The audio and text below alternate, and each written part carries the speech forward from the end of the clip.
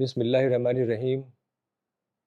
Rabbi इश्रह ली सदरी व यस्सिर ली अमरी वहलुल उक़्दतम मिन लिसानी यफ़क़हू क़ौली। आज ईद उल अज़हा का दिन है।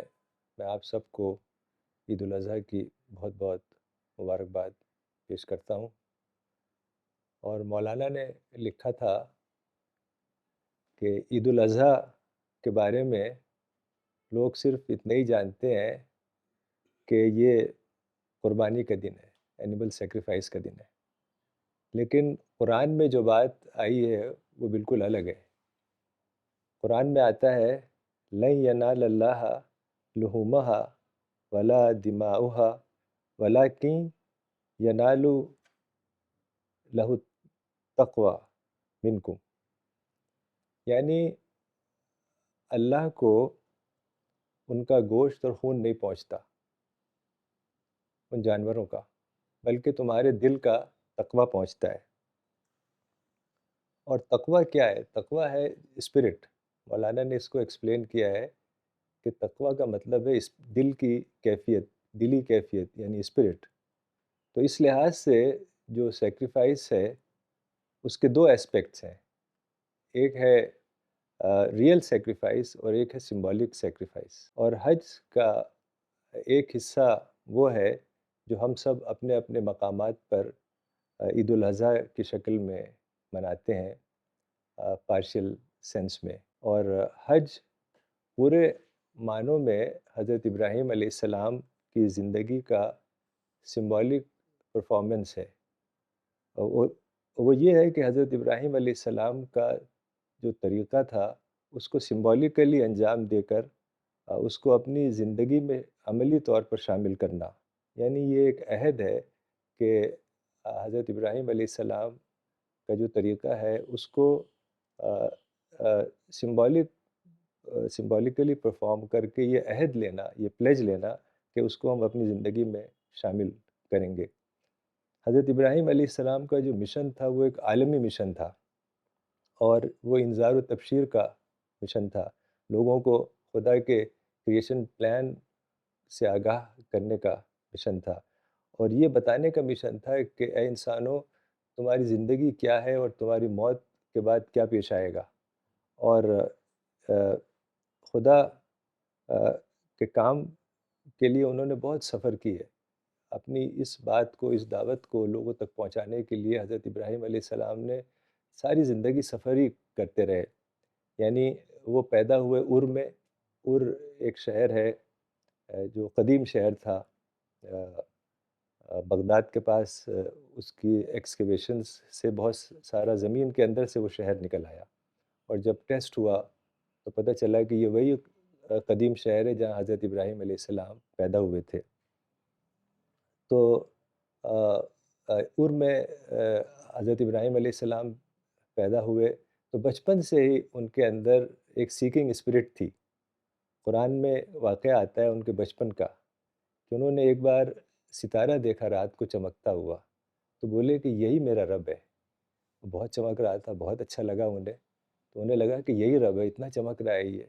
लेकिन वो सितारा डूब गया तो हज़रत इब्राहीम अलैहिस्सलाम ने कहा कि मैं डूबने वालों को अपना रब नहीं बनाता।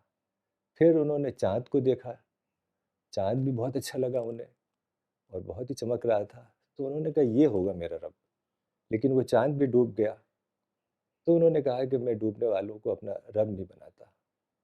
फिर उन्होंने सुबह हो गई और सुबह को जब सूरज निकला तो उन्होंने कहा कि ये है मेरा रब। फलम्मा रअा शम्स बाज़िग़तन क़ाल हाज़ा रब्बी। कि जब उन्होंने देखा सूरज को चमकता हुआ तो बोले कि ये है मेरा रब, ये बहुत बड़ा है, हाज़ा अकबर। लेकिन शाम को वो भी डूब गया। तब उन्हें अंदाज़ा हुआ कि ये मेरा रब तो अल्लाह है जो इन सब चीज़ों का भी रब है। तो इस तरीके से वो अ अ, उर में पैदा हुए और वहाँ जो उनके फ़ादर थे उनसे डिसएग्रीमेंट हो गया तो वो वहाँ से निकल गए और वहाँ से बेबीलोन चले गए। بیبیلون کو قرآن میں بابل کے نام سے بیبیلون کا ذکر ہے، جہاں وہ بادشاہ تھا نمرود، جس نے ابراہیم علیہ السلام کو آگ میں ڈالنے کی کوشش کی، لیکن اللہ تعالیٰ نے بچا لیا اور آگ ان کے لیے ایک چمن بن گئی۔ پھر وہ وہاں سے ہاران گئے۔ ہاران دراصل میسوپوٹیمیا کا ایک شہر تھا، اور نہ اب وہ ترکی کا حصہ ہے۔ تو وہاں اپنا کام کیا، خدا کے بارے میں لوگوں کو بتایا، اور پھر وہاں سے مائیگریٹ ہو گئے اپنی فیملی کے ساتھ۔ اور حضرت ابراہیم علیہ السلام کے جو نیفیو تھے لوط، جو خود بھی پیغمبر تھے، لوط علیہ السلام، وہ بھی ساتھ میں گئے ان کے وہاں سے مائیگریٹ کر کے، اور پھر ایلپو گئے، جو کہ اب سیریا میں ہے، حلب کہتے ہیں اس کو، اور وہاں سے پھر پیلسٹائن، یعنی اس زمانے میں پیلسٹائن اور سیریا کا جو علاقہ تھا وہ کنعان کہلاتا تھا، تو کنعان میں جا کے بس گئے۔ تو وہ ایک طریقے سے سینٹر ہو گیا، وہاں سے پھر وہ سفر کرنے لگے، اور اس وقت کی جو آباد دنیا تھی، تقریباً ہر جگہ حضرت ابراہیم علیہ السلام نے سفر کیا، اور پھر وہاں سے اللہ تعالیٰ کے حکم کے مطابق مکہ گئے، اور وہاں پر کعبہ کی تعمیر کی۔ اور جو سب سے اہم بات ہے حضرت ابراہیم علیہ السلام کی زندگی سے جو ہمیں ملتی ہے، کہ حضرت ابراہیم علیہ السلام نے اپنے خاندان کو بھی اس کام میں لگایا، اور اللہ تعالیٰ نے ان کے خاندان میں ایک کے بعد ایک پیغمبر بھیجے۔ یعنی آپ جو بھی اسرائیلی پیغمبر ہیں، سارے کے سارے حضرت ابراہیم علیہ السلام کے خاندان سے ان کا تعلق ہے۔ ابراہیم، اسماعیل، اسحاق، یعقوب، یونس، موسیٰ، ہارون، داؤد، سلیمان، یونس، زکریا، یحییٰ، عیسیٰ، اور بالآخر رسول اللہ صلی اللہ علیہ وسلم بھی حضرت ابراہیم علیہ السلام کے خاندان میں پیدا ہوئے۔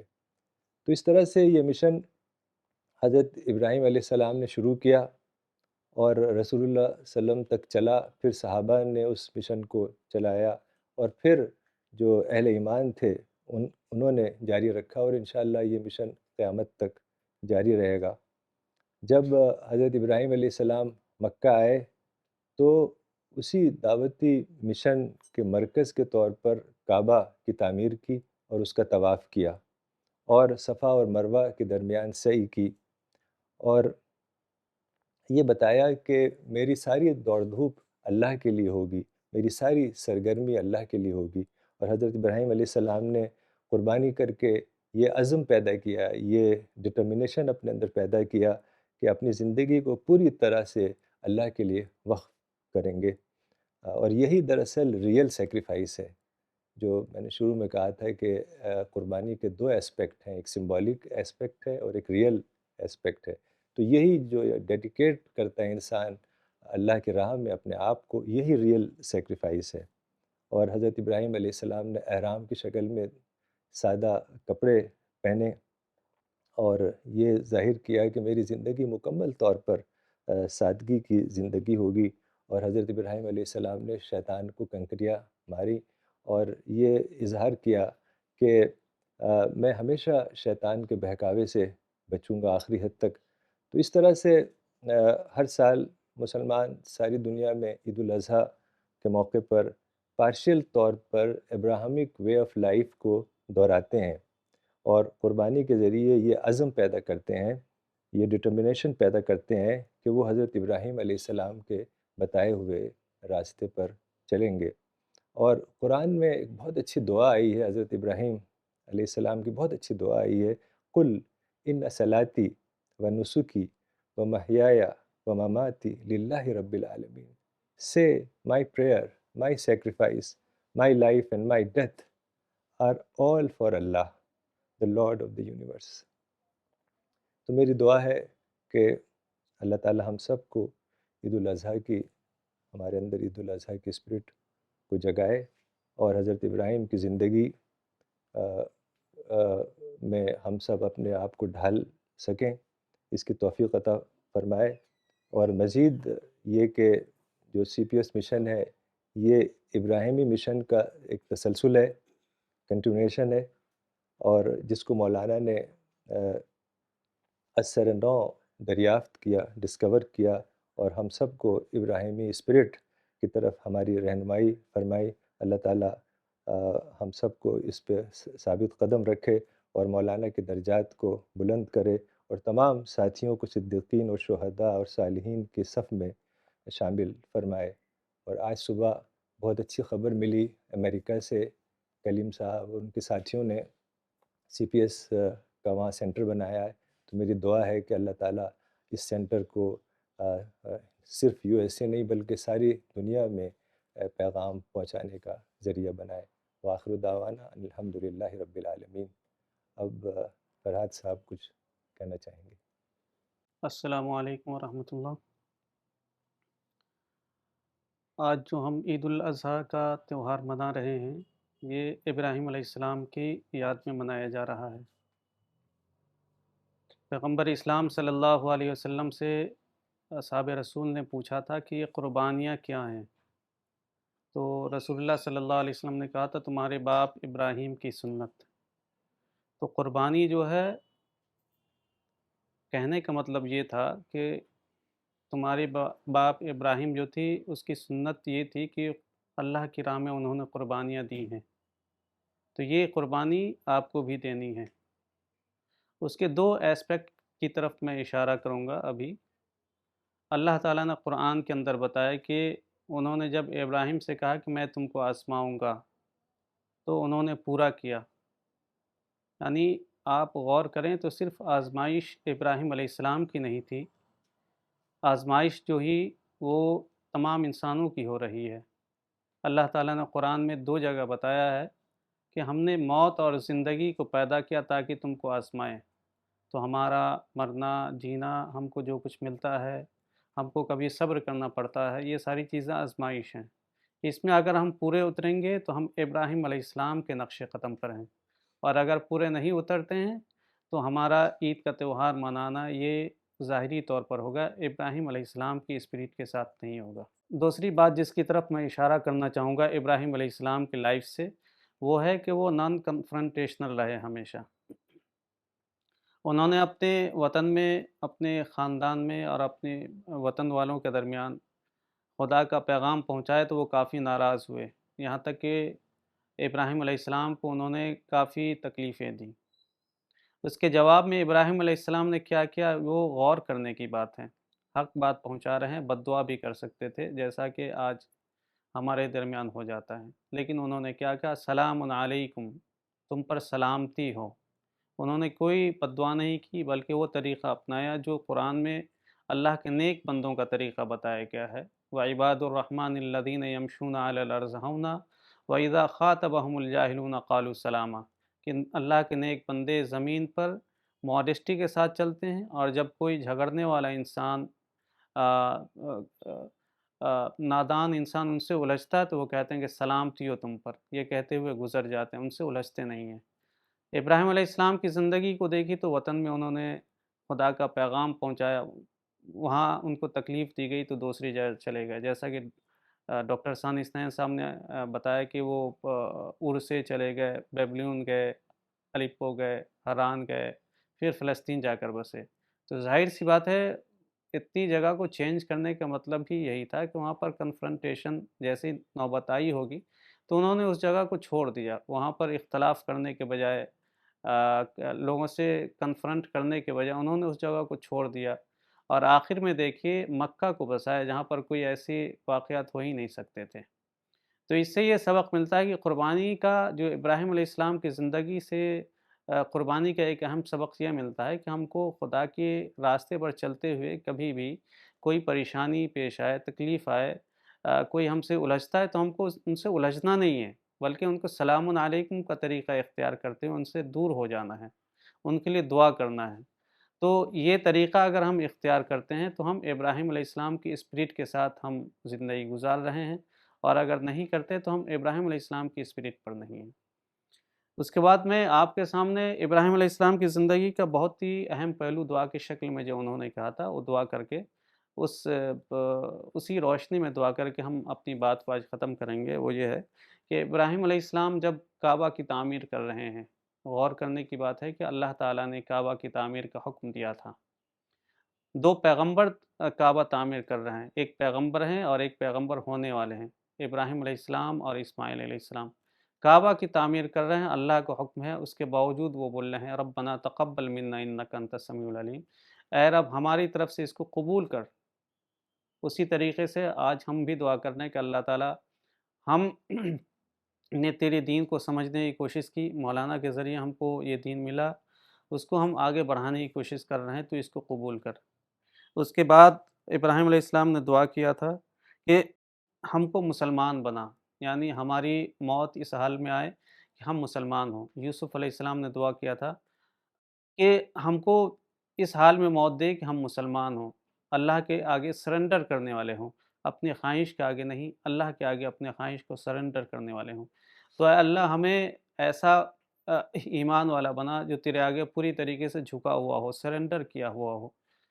और उसके आगे इब्राहीम अलैहिस्सलाम ने दुआ ये किया था कि ऐ रब हमको इबादत का तरीक़ा सिखा। पैगंबर बोल रहे हैं कि इबादत का तरीक़ा सिखा, तो हम तो ज़्यादा इस बात के मोहताज हैं कि तू हमको अपना दीन सिखा, हमको दीन पर चलने की तौफ़ीक़ अता फ़रमा और उस तरीके से चलने की तौफ़ीक़ अता फ़रमा जो इब्राहीम अलैहिस्सलाम का था कि उन्होंने कन्फ्रंटेशन नहीं किया था। तो हम वो तरीक़ा इख्तियार करें जिसमें प्यार हो, मोहब्बत हो, कन्फ्रंटेशन ना हो, अवॉइडेंस हो, ये तरीक़ा हमको सिखा ताकि हम तेरे दीन पर आज चलें और पीसफुल अंदाज़ में तेरे पैगाम को सारी दुनिया तक पहुँचाएँ। उसके आगे उन्होंने दुआ किया था कि ऐ रब इस कौम के अंदर यानी मक्का के अंदर एक नबी भेज जो लोगों का तज़किया करे, उसको किताब व हिकमत की तालीम दे। तो हम ये दुआ करते हैं कि हमारे ये मिशन जो मौलाना के ज़रिए शुरू हुआ था, उसको हमने आगे बढ़ाया। इस काम को तू आगे भी बढ़ा। इस आगे भी और ऐसे इंसान ला हमारे दरमियान जो इस काम को और मज़ीद अच्छे तरीके से पीसफुल अंदाज़ में आगे बढ़ाएँ, ताकि सारी दुनिया के लोगों को तेरा पैगाम कुरान की शक्ल में जो मौजूद है वो पहुँचे। आखिर में हम दुआ करते हैं अल्लाह ताला से कि जो जिसको रेफ़रेंस देकर अल्लाह ताला ने रसूलुल्लाह सल्लल्लाहु अलैहि वसल्लम ने दुआ किया था मदीना के लिए कि अल्लाह इब्राहीम अलैहिस्सलाम ने मक्का के लिए दुआ किया था कि तू मक्का को पसंदीदा बना हमारे लिए। तो रसूलुल्लाह सल्लल्लाहु अलैहि वसल्लम ने ये कहा था अल्लाह ताला कि मदीना को भी हमारे लिए पसंदीदा बना, महबूब बना। मैं इन दोनों नबियों की सुन्नत की रोशनी में ये दुआ करता हूँ कि अल्लाह ताला तू हम हमारे लिए हमारे शहर को, हमारे वतन को पसंदीदा बना। यहाँ पर तू अमन पैदा फ़रमा, यहाँ जो कोई परेशानी है उसको दूर फ़रमाए और हमारे दरमियान भाईचारा का माहौल पैदा फ़रमा, ताकि हम ज़्यादा से ज़्यादा तेरी इबादत करने वाले बनें और ज़्यादा से ज़्यादा अच्छे अखलाक वाले बनें। जिन जिन ये यही वो 2 चीज़ हैं जिसकी बुनियाद पर तू जन्नत में दाखिल करेगा और यही वो चीज़ है जिसकी बुनियाद पर तू अपना दीदार कराएगा। तो अल्लाह ताला हम तुमसे दुआ करते हैं कि तू हमको अच्छे अखलाक वाला बना, वतन में अमन के साथ रहने वाला बना, वतन में अमन पैदा फ़रमा और हमें तक़वा वाला इंसान बना। अल्लाह ताला तू हमारी कुर्बानियों को कबूल फ़रमा। हमको तू इब्राहीम अलैहिस्सलाम की स्पिरिट पर चलने वाला बना। रब्बना तक़ब्बल मिन्ना इन्नका अंतस समीउल अलीम व तुब अलैना इन्नका अंतत तव्वाबुर रहीम व सल्लल्लाहु तआला अला खैरि खल्क़ि मुहम्मदिन व आलिहि व सहबिहि अजमईन। आमीन या रब्बल आलमीन।